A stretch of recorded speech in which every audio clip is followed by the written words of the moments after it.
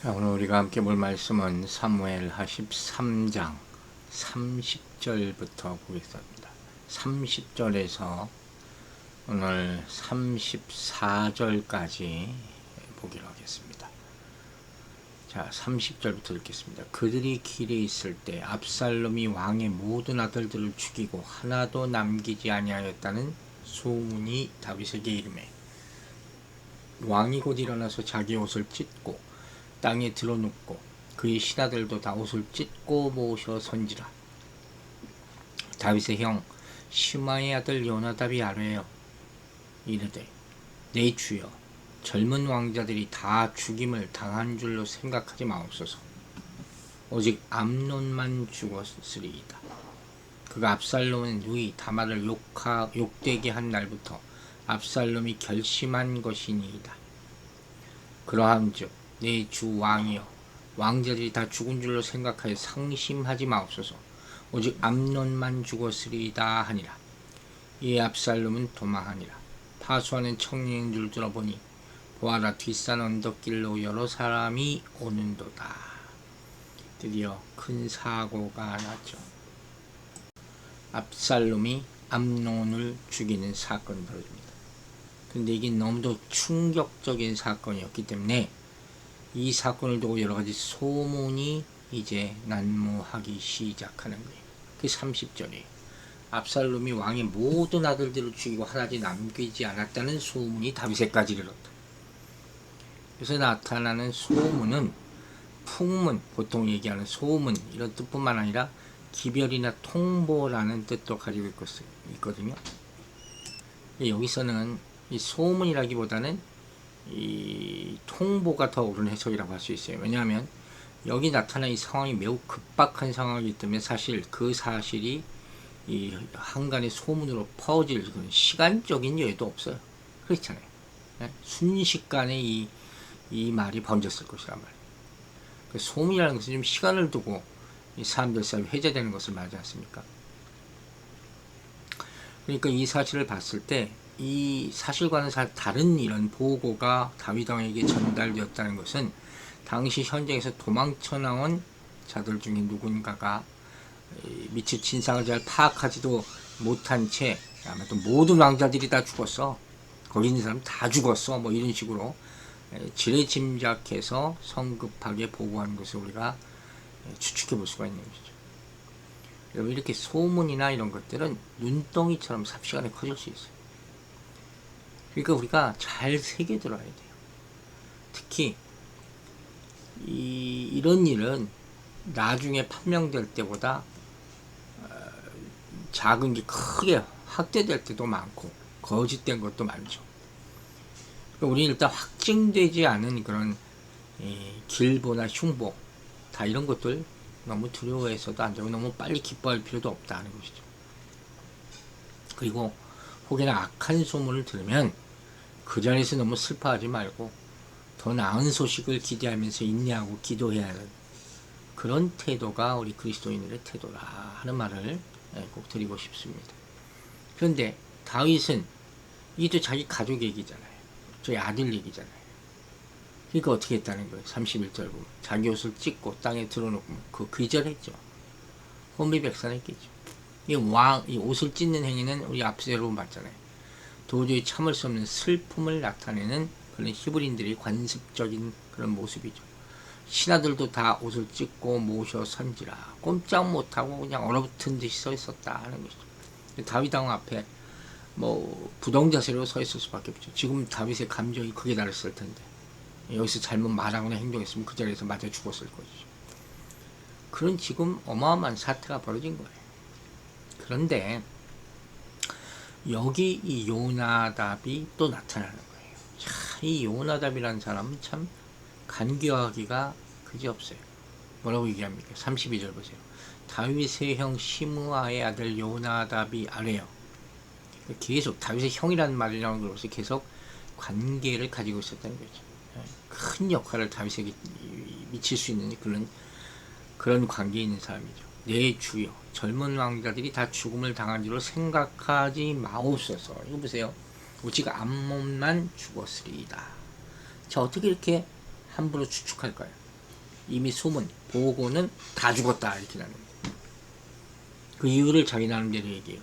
그가 압살롬 누이 다말을 욕되게 한 날부터 압살롬이 결심한 것이니라. 자, 이 말에 이 요나답이 어떤 사람인가를 보여주는 그런 이 사람이 어떤 성품의 사람인가가 감춰져 있다는 거예요. 먼저 생각해 보세요.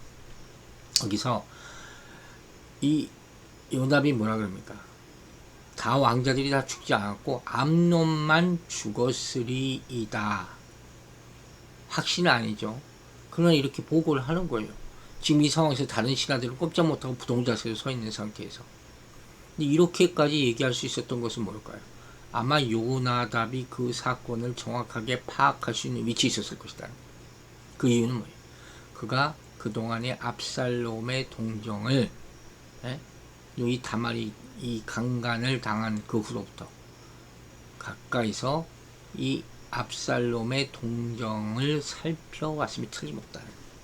즉 그는 자신의 묘략을 베풀어 주어서 일어났던 암논의 다말에 대한 추행 사건이 그 오라비 압살롬의 분노를 일으키기에 충분한 것인 줄을 알고 2년 동안 압살롬의 동정을 계속 살펴왔을 것이다. 이 무서운 사람이에요. 이런 사람들이 있어요. 우리 주변. 여러분 이렇게 살 필요는 없겠지만 주위를 잘 돌아봐야 돼요. 세상이 악하니까. 그리고 얘기합니다. 뭐라 그럽니까? 압살롬이 결심한 것이니이다. 이 말이 결정적이죠. 이 말을 직역하면 압살롬의 입으로 그 일이 결심되어 있었나이다. 이렇게 해석할 수 있거든요. 그 일이라는 것은 암논을 살해할 음모를 2년 전부터 가지고 있었다는 것이죠. 이걸 여러 가지로 해석을 하는데 어떤 사람은 이 구절을 압살롬이 요나답에게 이미 자신의 속으로 결심한 사실을 입으로 말했을 것이다. 이렇게 추측하는 사람도 있지만 추측일 뿐이죠. 왜냐하면 압살롬이 생사를 다투는 중대한 일을 요나답에게 그렇게 쉽게 말했을 것이라고 생각할 수 없죠. 2년 동안 그걸 감추고 있는 사람. 또 갈대아 역을 성경을 보면 여기 나오는 입이라는 것이 마음으로 고쳐서 해석한 것을 볼 수가 있거든요. 그렇다면 이 본질의 의미는 뭡니까? 압살롬의 마음에 그 일이 결심이 되어 있었다.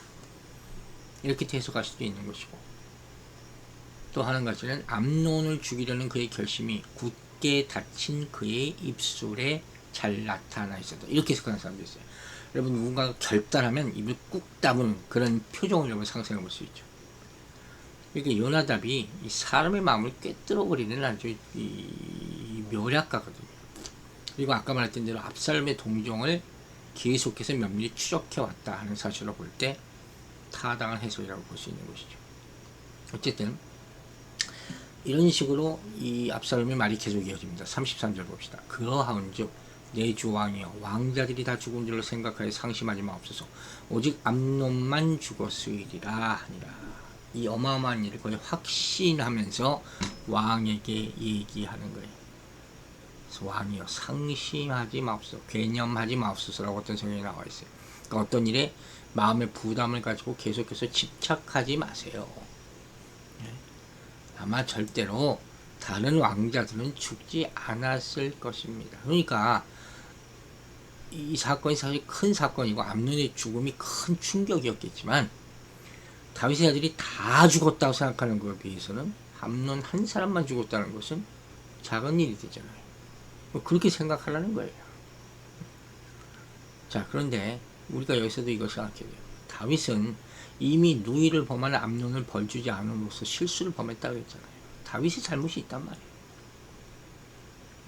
이같이 왕으로서 아비로서의 의무를 이행하지 않은 연고로 인해서 하나님은 그 환경들, 그 상황들이 그렇게 되어가도록 그냥 내버려 두을 수도 있다. 여러분, 하나님의 심판 중에 가장 무서운 것이 뭐라고 했어요? 그냥 버려둔다는 거예요. 로마서에 나옵니다. 악의 세력에 대한 무슨 제재할 거리가 다 없어졌어요. 뭔가 브레이크를 걸 수 있는 게 있어야 돼요. 근데 그걸 안 하니까 암논의 죄를 징벌한 일련의 사건들, 더 악한 사건들이 꼬리에 꼬리를 물고 일어나게 되는 거예요. 걷잡을 수 없는 거죠. 이게 안타까운 거예요.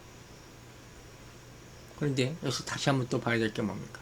바로 다윗을 위하는 듯한 요나답의 발언이죠. 그가 정말로 교활하고 기회주기적인 인물이다.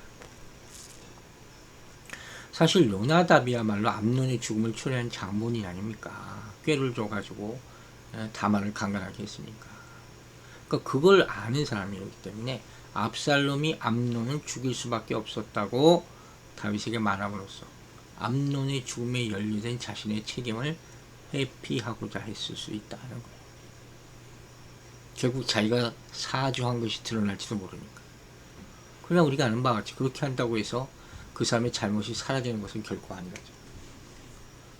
죄는 아무리 덮으려 해도 덮어지지 않는 거예요. 어쨌든 요나답은 압살롬이 암논에게 복수할 것을 짐작하고 있었다는 거예요. 그러니까 요나답은 암논의 친구면서도 암논의 죽음에 지금 슬퍼하지 않아요. 그게 지금 더 황망한 거 아닙니까? 그러니까 결국 암논이 죽도록 유도한 자가 되어버렸어요.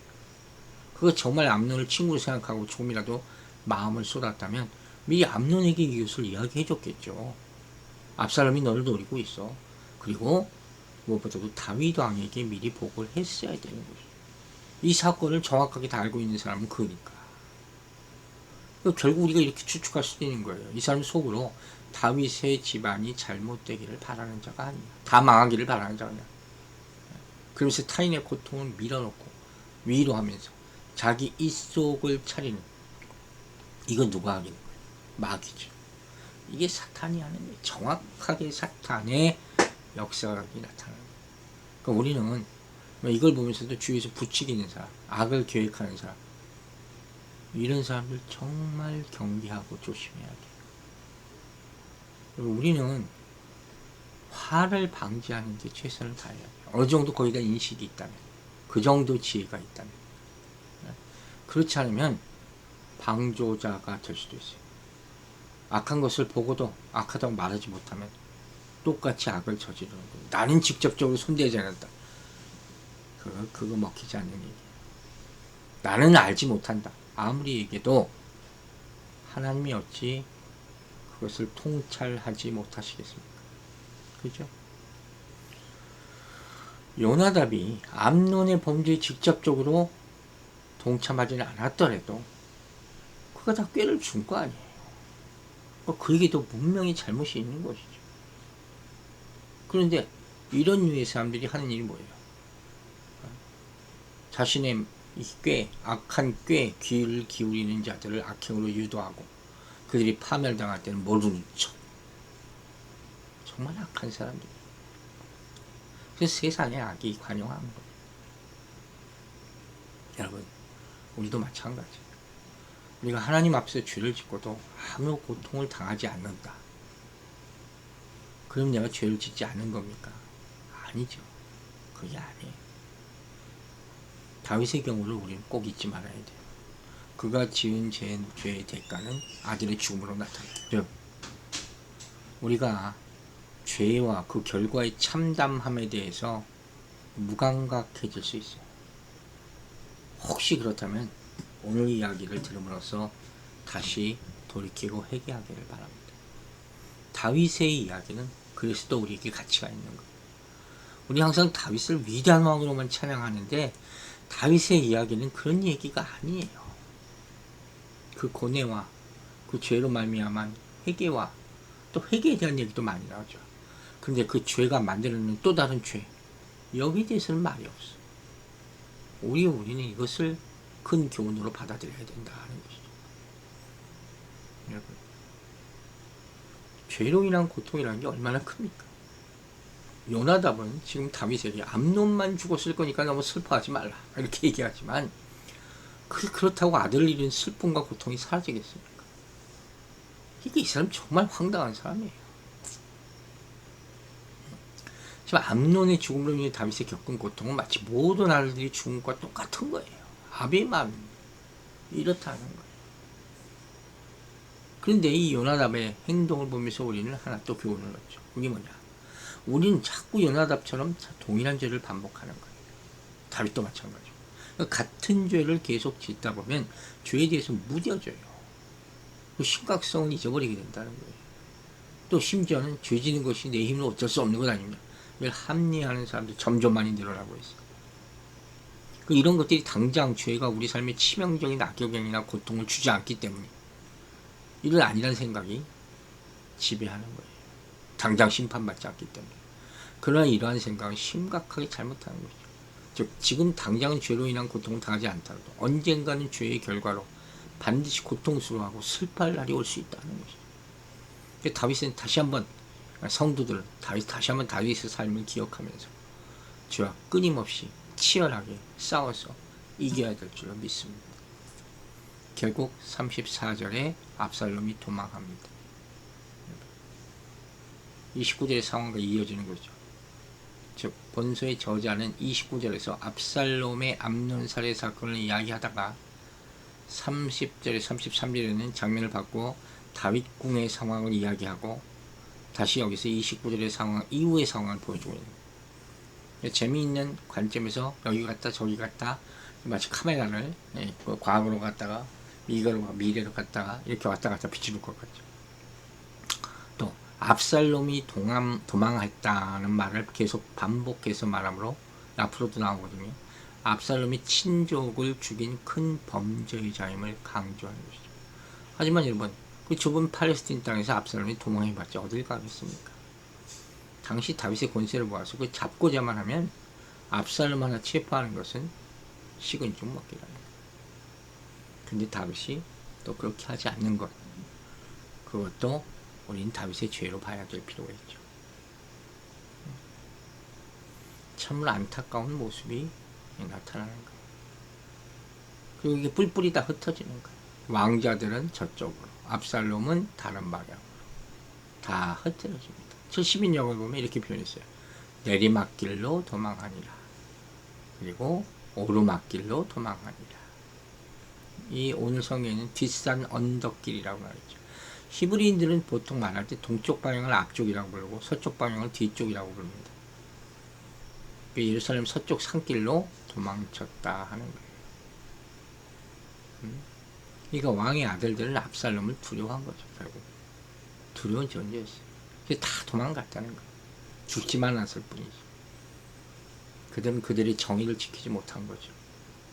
하지만 아까 말했듯이 이스라엘 땅에는 그의 피난처가 될 곳은 없습니다. 도피성도 고의적 살인자에게는 보호처를 제공할 수 없어요. 다윗은 암논의 만행을 처벌하지 않고 그냥 넘겼어요. 압살롬은 이 살인죄를 용서받을 수 없습니다. 율법은 너무 명백한 것이고 다윗의 정의감과 유혈죄에 대한 두려움은 분명한 것이었어요. 이렇게 가족들은 점점점 비극에 빠집니다. 우린 다시 한번 이 죄를 돌아봐야 됩니다. 당장 화가 우리에게 임하지 않는다고 우리의 죄가 사면된 것은 아닙니다. 우리가 죄를 졌다면 반드시 회개해야 합니다. 죄로 이끄는 우리를 부추기는 세력들을 경계해야 됩니다. 그래요. 정의로우신 하나님, 공의로우신 하나님, 심판하시는 하나님, 그분을 바라보며 그 거룩함을 지킬 수 있는 여러분과 저가 되기를 주의 이름으로 축원합니다. 기도하겠습니다. 아버지 하나님, 세상은 우리를 가만히 두지 않습니다. 우리 한 주간에 또 시작하면서 수많은 죄덩어리와 유혹덩어리와 우리를 공격하는 암적인 존재들의 공격, 그들이 우리 인생에 자꾸 화를 만들려고 할 때 분별하고 지키고 이겨낼 수 있도록 도와주시옵소서. 특히 우리 주변에 많은 사람들, 예수 믿지 않는 사람들, 온전한 믿음을 가지고 있지 않는 사람들, 거짓을 행하는 사단의 무리들을 분별하여 그들의 공격을 미리 방지하고 또 닥쳤을 때 이길 수 있도록 믿음의 믿음을 더하여 주시옵소서. 하나님의 사랑하는 자녀들을 축복하고 그 믿음을 지킬 수 있도록 보호하여 주시며 특별히 육신이 연약한 우리 성도들 불쌍히 여겨주시고 예수님으로 안수하여 주시고 병상에 누워있는 주의 아들을 지켜보아 주시며 그 마음이 성령의 말씀으로 말미암아 더욱 단단해지고 회개와 또 용서받음을 구하는 마음으로 말미암아 새로워질 수 있도록, 이 어려운 난관을 이겨낼 수 있도록 도와주시옵소서. 한 주간의 삶을 주의 손에 의탁하오며 예수 그리스도 이름으로 기도했습니다.